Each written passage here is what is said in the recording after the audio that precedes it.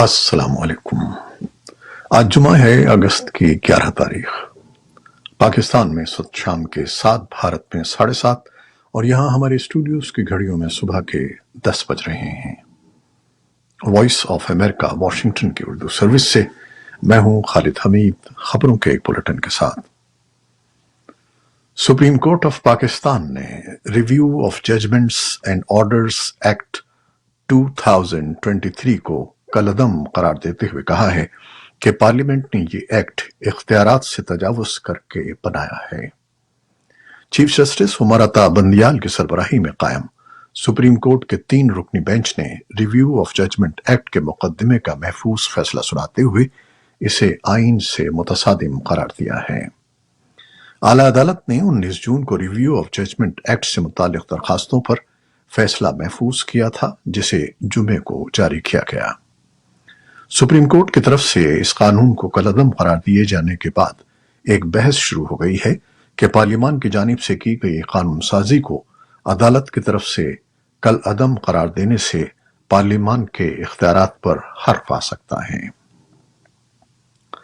سابق وزیر اعظم عمران خان کی 7 مقدمات میں عبوری ضمانت مسترد کر دی گئی ہے۔ لاہور کی انسداد دہشت گردی عدالت کے جج اعجاز احمد بٹر نے کور کمانڈر ہاؤس حملہ کیس اور دیگر 6 مقدمات میں ضمانت کی درخواستوں پر سماعت کی۔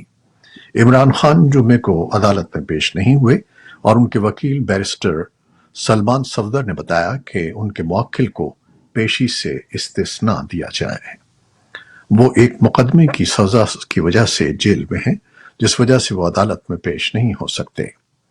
استغاثہ نے موقف اپنایا کہ جب ملزم جیل میں ہو تو عدالت میں پیش نہ کیے جانے کا کوئی قانون نہیں ہے۔ بعد ازاں عدالت نے عمران خان کی عدم پیشی پر ان کی ضمانت کی درخواستیں مسترد کر دیں۔ افغانستان میں طالبان حکومت کی جانب سے صحافیوں کے خلاف کریک ڈاؤن کا سلسلہ جاری ہے۔ گزشتہ 3 روز کے دوران طالبان عہدیداروں نے 4 مختلف صوبوں میں کارروائی کرتے ہوئے 5 صحافیوں کو گرفتار کر لیا ہے۔ اطلاعات کے مطابق 5 صحافیوں کو طالبان حکومت کے خفیہ ادارے جنرل ڈائریکٹر آف انٹیلیجنس نے حراست میں لیا ہے۔ اس سے قبل طالبان نے جلال آباد میں ہمیشہ بہار نامی مقامی ٹی وی کے دفتر پر چھاپہ مار کارروائی کے بعد ٹی وی چینل کو بند کر دیا تھا۔ طالبان کا کہنا تھا کہ ٹی وی چینل کی جانب سے منعقد کیے گئے تربیتی پروگرام میں خواتین کی بڑی تعداد شریک تھی۔ طالبان کی وزارت برائے مہاجرین کا کہنا ہے کہ گزشتہ 1 سال کے دوران پاکستان کی مختلف جیلوں سے 3000 افغان قیدیوں کو رہا کیا گیا ہے اور باقی قیدیوں کی رہائی کے لیے کوششیں جاری ہیں۔ میانمار کی ریاست راکھائن کے ایک ریسکیو عہدیدار نے جمعرات کو بتایا کہ روہنگیا اقلیت کے تارکین وطن کی ایک کشتی خلیج بنگال میں ڈوب گئی، جس کے نتیجے میں کم از کم 17 لوگ ہلاک اور تقریباً 30 لاپتہ ہیں۔ شویانگ میٹا فاؤنڈیشن کے جنرل سیکرٹری بیار اللہ نے بتایا کہ گزشتہ اختتام ہفتہ میانمار کی مغربی ریاست راکھائن کی بستی بوتھیدونگ سے روانہ ہونے والی اس کشتی میں تقریباً 55 لوگ سوار تھے۔ انہوں نے بتایا کہ راکھائن کے دارالحکومت ستوے کے قریب سمندر میں ہونے والے اس حادثے میں 8 لوگ ہلاک ہو گئے۔ انہوں نے مزید بتایا کہ وہ کشتی ملائیشیا جا رہی تھی اور اس کی روانگی کا درست وقت اور کشتی ڈوبنے کی وجہ ابھی تک معلوم نہیں ہو سکی ہے۔ امریکہ میں خودکشی کے واقعات میں اضافہ ہوا ہے۔ جمعرات کو جاری ہونے والے نئے سرکاری اعداد و شمار کے مطابق گزشتہ برس امریکہ میں لگ بھگ 49,500 افراد نے اپنی زندگیوں کا خاتمہ کیا۔ یہ تعداد امریکہ میں اب تک کی سب سے زیادہ تعداد ہے۔ خبر رساں ادارے ایسوسی ایٹڈ پریس کی رپورٹ کے مطابق امریکہ میں بیماریوں کے کنٹرول اور بچاؤ کے ادارے CDC کے جاری کردہ اعداد و شمار میں یہ نہیں بتایا گیا کہ گزشتہ برس خودکشی کی شرح کیا رہی، لیکن اعداد و شمار سے ظاہر ہوتا ہے کہ جنگ عظیم دوم کے آغاز کے بعد سے اب تک امریکہ میں خودکشیاں زیادہ عام ہو گئی ہیں۔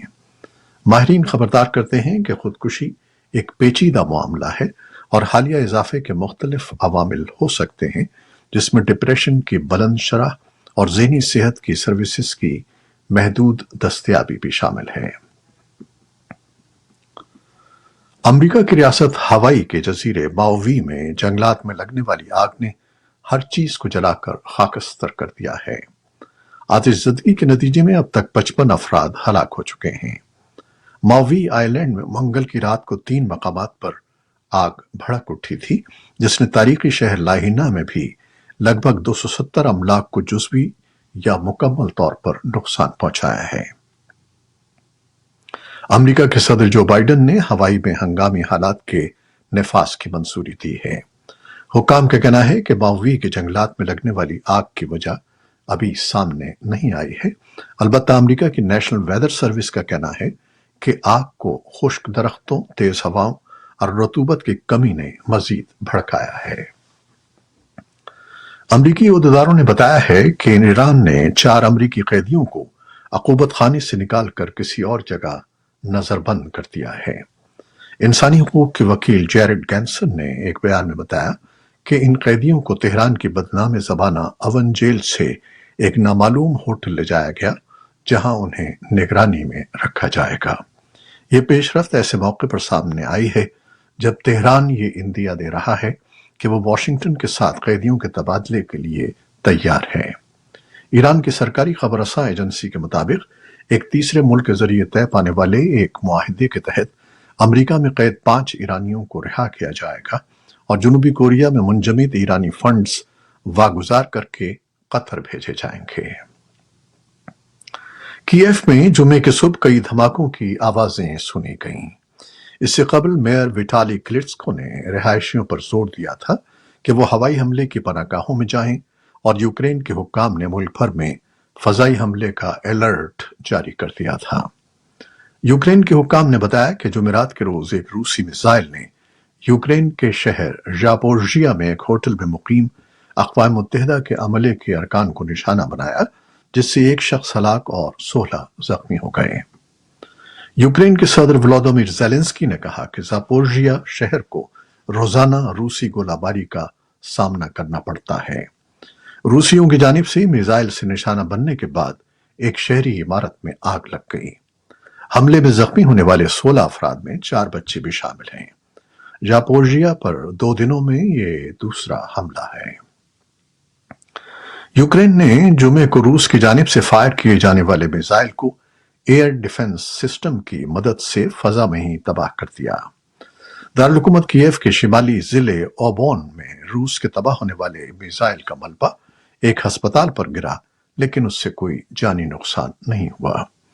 یوکرین کی ایئر فورس نے دعویٰ کیا ہے کہ روس نے کیف کی جانب ہائپرسونک میزائل فائر کیے تھے، جنہیں ایئر ڈیفنس سسٹم کی مدد سے تباہ کیا گیا۔ 2 مغربی عہدیداروں کے مطابق نائجر کی حکومت نے دھمکی دی ہے کہ اگر ہمسایہ ممالک نے فوجی مداخلت کی کوشش کی تو معزول صدر محمد بازوم کو قتل کر دیا جائے گا۔ ہنتا کے نمائندوں نے مبینہ طور پر امریکی معاون وزیر خارجہ وکٹوریا ناولینڈ کو اس ہفتے ملک کے دورے کے دوران بتایا تھا کہ اگر غیر ملکی مداخلت کی کوشش کی گئی تو وہ بازوم کو قتل کر دیں گے۔ ایک اور مغربی فوجی اہلکار نے صورتحال کی حساسیت کی وجہ سے نام ظاہر نہیں کیا۔ مغربی افریقی ریاستوں کی اقتصادی برادری ایکوواس نے فوجی رہنماؤں کو گزشتہ اتوار تک کی مہلت دی تھی کہ وہ بغاوت کو ختم کر دیں۔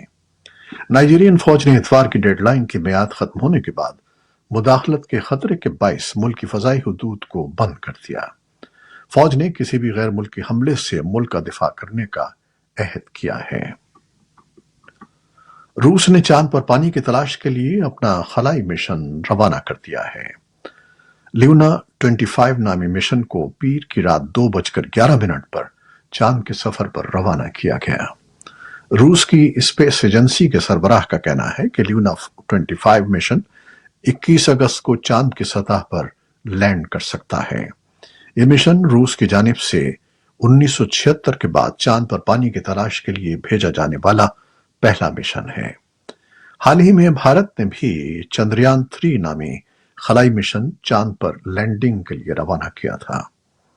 امکان ظاہر کیا جا رہا ہے کہ روس اور بھارت کے یہ مشنز ایک ساتھ ہی چاند پر लैंड करेंगे। ये थी वो खबरें जो फेसबुक लाइव पर हमने आपके लिए पेश की। हमारी वेबसाइट, यूट्यूब और पॉडकास्ट पर ये बुलेटिन आपके लिए पोस्ट कर दिया जाता है। अब हमारे बुलेटिन को शेयर करते हैं और अपने कमेंट्स में अपनी मोहब्बतों का इजहार करते हैं, जिसके लिए हम आपके बेहद ममनून हैं। अपनी इन मोहब्बतों को, इन दुआओं को जारी रखिएगा। न्यूज प्रोड्यूसर आयजा इरफान और न्यूज एडिटर बहजत जिलानी के साथ खालिद हमीद को अब इजाजत दीजिएगा। अल्लाह हाफिज।